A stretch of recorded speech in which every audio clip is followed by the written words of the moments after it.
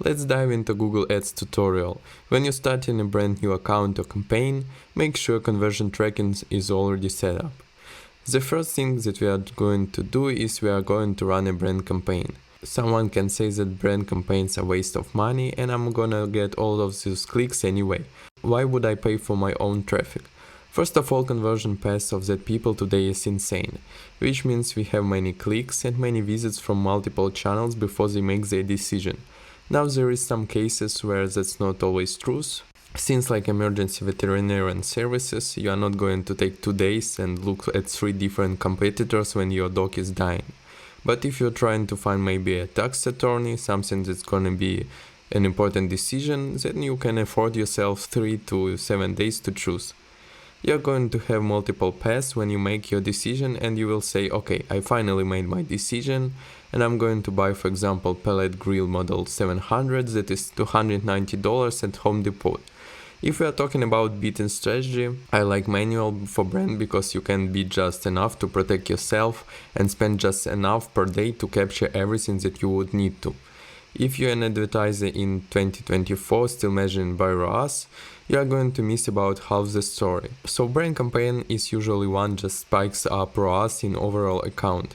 You can have 3 campaigns that are doing okay and then you have your brand campaign that's scooping up all your hard work with a 500 ROAS and you're like, okay, everything must be great. Don't do that. Don't measure by ROAS. This is why measuring by cost per acquired new customer makes so much sense, because then you have to add up the cost between your cold traffic campaigns and a brand campaign to find out what your cost is. And then you usually want to start spend less on the last step of the sequence, which is brand campaign, because you have already spent 90% of your money getting them. So don't spend another $20 a click just to show ad in Google Ads. They are going to come back directly or organically. For brand campaigns, I still like to create a campaign without goal guidance because it gives you more options for bidding strategy.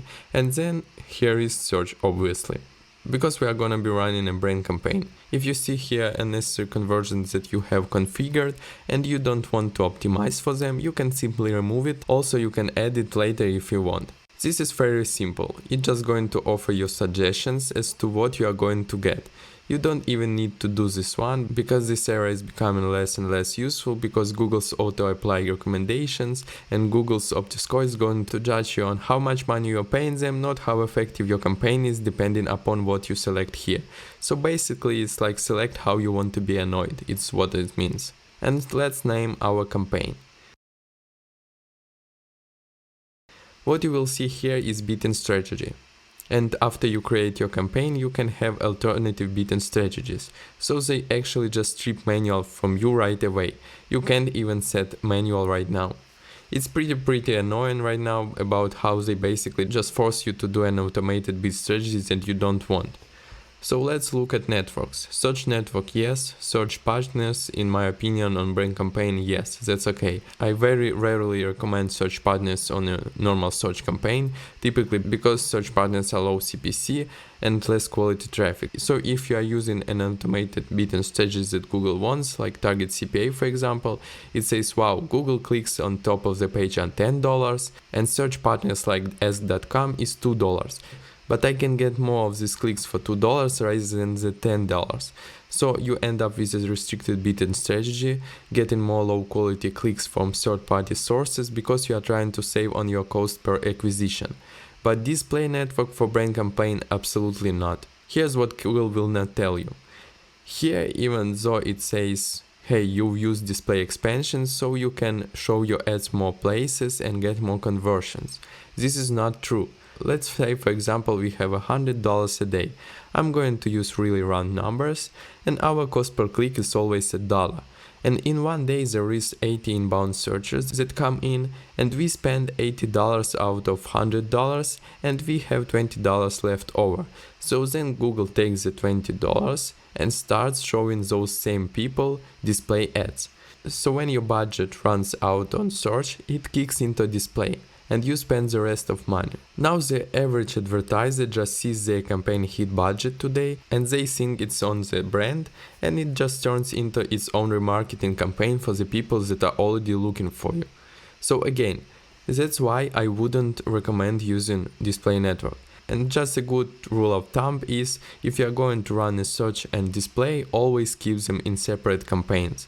You are going to treat those audiences differently, you are going to bid against them differently, you manage them differently, you will have different bidding strategies, everything is going to be different. So always run those separately. It's just a good rule of thumb. Locations. Well, this is pretty simple. Poland, right? No, this means Poland and every other country.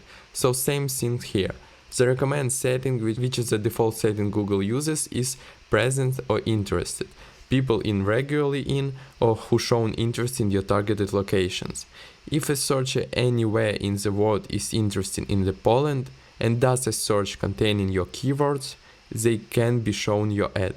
This can add cost, but not value to your campaign. The simple fix: go into the location section in settings, click on the location options button and change your setting to presence, people in or regularly in your targeted locations. Languages for search campaign, I actually do this open, but for display campaigns or YouTube campaigns, and basically anything on Google Display Network, you want to use your own language, because you are going to proactively find those people. But people who looking for your brand campaign, doesn't matter what their language settings are. You can work with pretty much of all them. Audience segments. This one is fun. This I like, especially on my brand campaign, and find it actually the most valuable. Audience segments are what you can use inside of Google Ads to either target or observe, which is really cool because you are not actually targeting them, you are just saying how many people that are coming to my website are this type of people. Then you can modify bids only for those type of segments, if they performing well. Broad match keywords, leave that off, we will use our keyword match types later. Then mod settings, add rotation, leave that as it is, starting day leave that as it is, add schedule also leaves this how it is, especially from brand. Campaign URL option is just UTM tracking. Okay, cool, we did it. This is actually where Google is going to give you a keyword. I will share with you how it works real quick. You can actually paste in your website here, so you enter in our website, get keyword suggestions, and it says, hey, Nike shoes, Nike sneakers. I mean, yes, this looks pretty good. I'm gonna do phrase match. I like phrase match more than exact for a brand specifically. For example, if you want a Nike in a phrase match, I can now show up for Nike reviews, Nike shoes, and other long tail keywords. Don't forget to add variations of your brand keyword, and also don't upgrade to broad match, try to keep your keywords fairly tight. What we actually been seeing is that ad strength is not as important as we all thought. Google's like, hey, I will tell you what I think is going to happen, and they're right. You want to have as many headlines and description as possible. You want it to be close enough to your keywords as possible, also they should match landing page. But if it says that strength is good, it may turn into excellent over the course of some time, so don't think too much about it. Ad strength is not necessarily an indicator that it's going to do well. Ad strength means how many different variations and combination can Google produce in order for that ad to be as strong as possible to get as many conversions. There is hundreds, potentially thousands of combinations that can be produced with one RSA, a responsive search ad. But if you only give it 3 headlines, it's going to be greatly reduced in the combinations that can be created with this ad, and your strength is low, so that's what that means. You are gonna see your headlines not really make sense because it's very difficult to produce 15 headlines that stand uniquely on their own.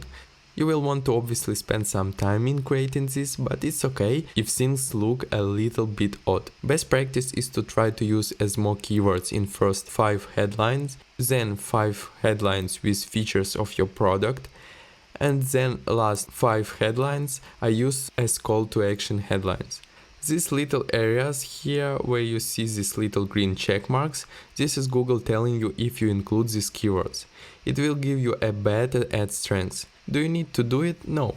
If you are trying to compare 2 different RSAs, if you have them in one ad group and one is good and second one is excellent, the excellent will win by default. If you really want to A/B test your ad copies, you need to have 2 ad strengths that are good, or 2 ad strengths that are excellent, but if you have one that's good and one is excellent, good ad will be ignored. The other part everything is going to want to do is to pin headlines. I think that's still a good idea in brand, and I would pay for that, even my ad strength reduces. What we did, we just removed the combinations that Google can produce for us. So that's how strong the ad will be. Next, choose your daily budget that is appropriate.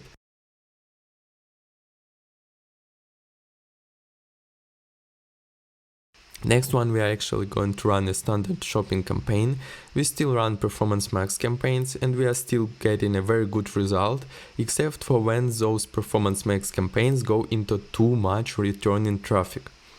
Performance Max uses only 2 automated bidding strategies: maximize conversions with or without a target CPA and maximize conversions value with or without target ROAS.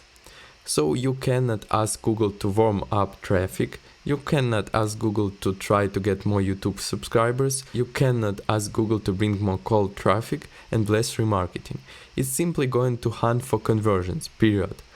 There is the only functionality of that campaign. The fail point is you don't get to tell Google who is going to convert, and Google has free range to find anybody that will convert. When you are a brand new company, amazing. Or you are brand new to marketing, amazing. It's going to find cold traffic, it's going to warm them up, it's going to convert them, and if those people don't necessarily come back, because you don't really have an LTV, lifetime value, that's okay. You might sell a really nice $400 massage chair. It's not maybe really something that an LTV item, but it works really well for the people who are looking for the companies that already have a good lifetime value. These people do return and they purchase often, whether you are a vitamin subscription company, maybe you are a supplement company, maybe you are a clothing company, whatever. If you could email your customers and they will buy again, Performance Max sometimes is bad. And so what happens is Performance Max says, I've got 100 customers, I did a good job. Next month, 20 of those are going to return. Performance Max is going to target those, and if you don't increase your budget, your 100 new went from 200 new now to 80 new and 20 returning. And then next month, maybe 30 starts returning. So next month now instead of 80 new, 20 returning, now it's 30 returning and 70 new. And it starts to hunt those people more often because they are returning. And Google only knows that good things are happening because their cost per conversion is getting cheaper because of returning traffic. They are using cheaper networks like display, so it's no longer $8 a click, now it's 80 cents, so the ROAS is going up. So Google thinks what? ROAS is growing, CPC is decreasing, conversion are increasing, average order value is increasing because your returning traffic spends more money with you. Then new traffic and all of these good things starts to happen inside of Performance Max. And 8 months later, you are like, I'm ready to scale, and you add, let's say, $100 more a day, and it was only $100 a day. It says, okay, well, the mix of Performance Max right now is 30 new customers and 70 returning. So it tries to go remarket to the existing customers because these are my bread and butter winners. Problem is when you order once a month. So no one just wakes up one day and so I have to take the kids to school, but this company is spending more on me, so I gotta buy that today. Things like that doesn't happen in a person's mind. They don't buy more because a specific company is marketing to them harder. They just going through their normal motions. So each time you put $1 in, you see your spend go up and your revenue also increase, but only a little bit, because your audience is more heavy warm than cold. Performance Max doesn't have any beta because of things doing well, and it's simply going for a high ROAS, and people usually measure by ROAS, so they think everything's fine. You can ask Google to go after only new customers. The problem is the match rates today, especially in the future, are getting worse and worse. So just know that trying to switch on new customer acquisition and upload your customer list as a negated item can be ineffective. Google may not see that and it may still count them new. Why? Because Google can count them returning because they don't see it. So you think I negated my list, my new customers is growing, give that 6 months and you find out that you just spent more money and your bottom line was reduced because your cost went up, but your new customer stays the same. So that brings me to standard shopping. Standard shopping is still very good, it's still pretty powerful. I'm not going to be able to tell you if you should run standard shopping or performance max, but personally I like standard shopping for higher LTV companies, lifetime value companies. They do work well with low LTV companies if your average order value is higher than, let's say, $100. So if you said, hey, I have a $49 product and I want to do standard shopping, and I need to get a 2 or 3x return on the first customer, I would actually run Performance Max because you are going to be able to use a little bit smarter targeting. You can start to prospect a little bit on cheaper networks, and you will find out that sometimes Performance Max can show you that these people will return, and then you can go from PMax into standard shopping, because now you build up a good return customer and you are reinvesting that profitability into growing just brand new cold traffic because you are proving your model. Standard shopping is a very much heavily growth minded platform that helps immensely if you have a good LTV, because if you have $100 cost per acquisition but your lifetime value in 6 months is 300, but their first purchase with you is 50, I mean you are spending 100 making 50, you got a 50 ROAS, but you know that it will grow into 300, which is a 3x return in 6 months.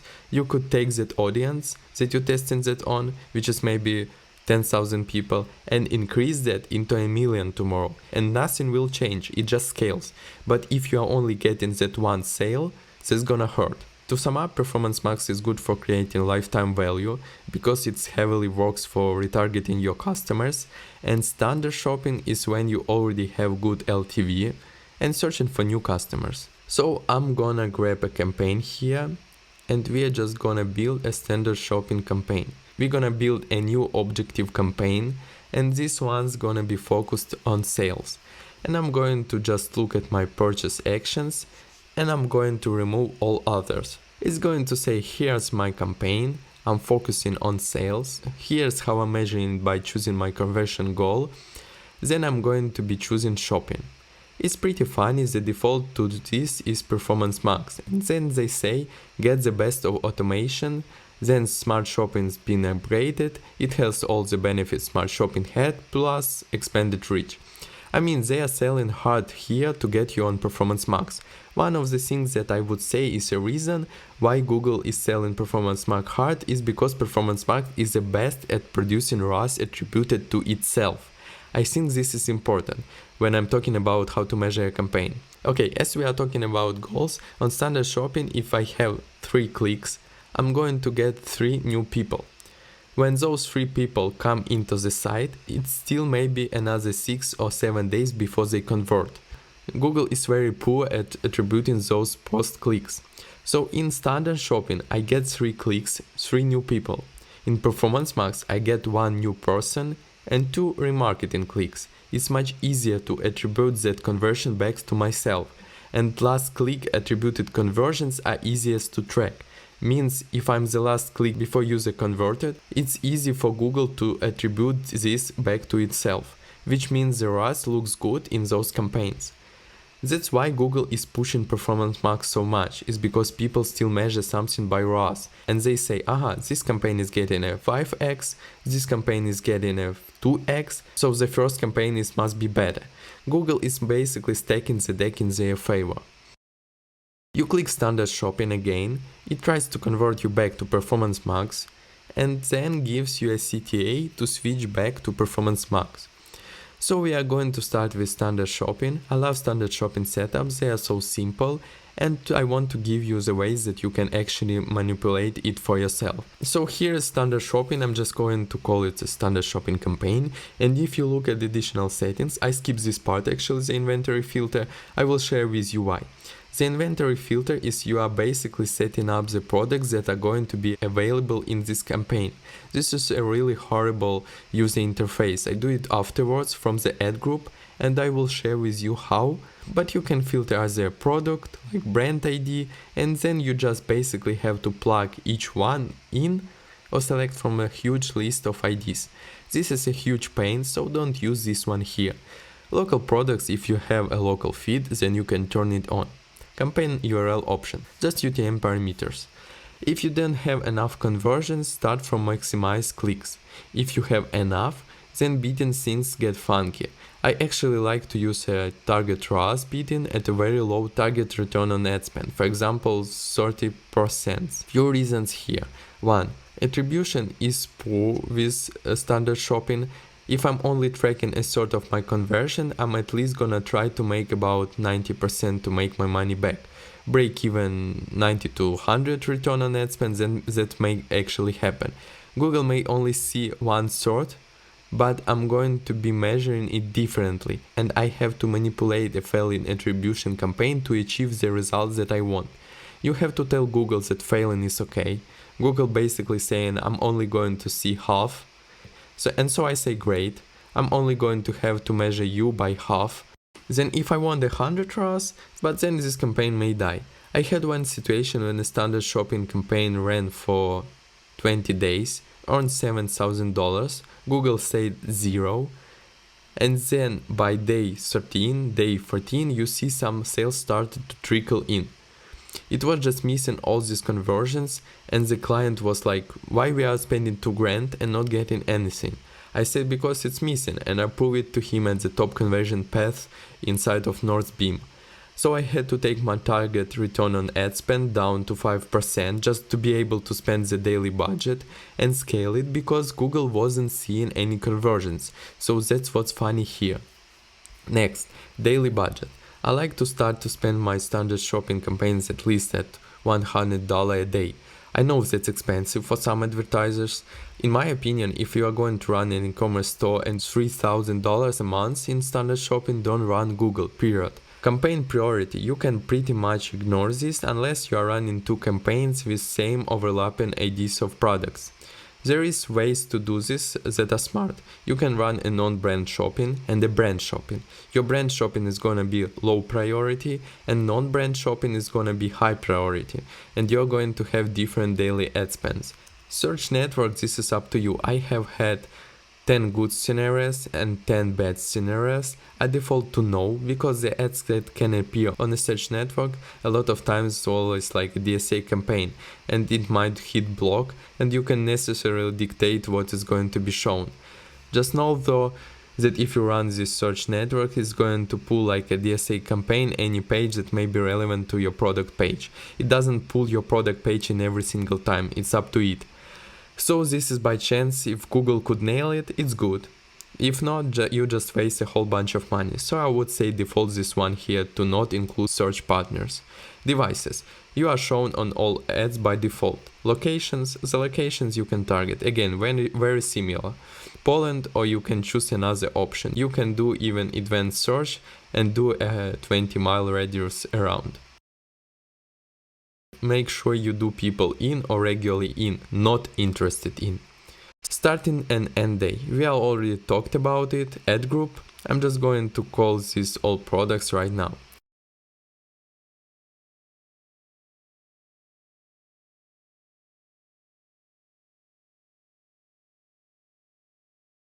Okay, it's super simple. We're gonna choose our products now, so I'm gonna hit create campaign.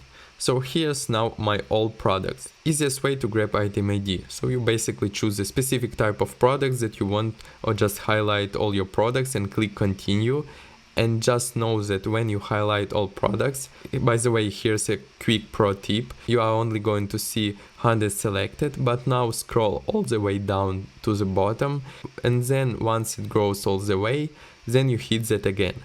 Another way I would say is probably better to organize, and I will tell you why, is product type. This is a way for you to dictate inside the backend of your store what products you want automatically entered into Google Ads as soon as it goes live on your website. For example, if you look at the backend of one of the products, you will see product type and it will be long sleeve polo.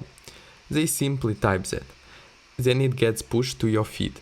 So again, inside of backend of your site, you have product type. Let's say that was long sleeve polo.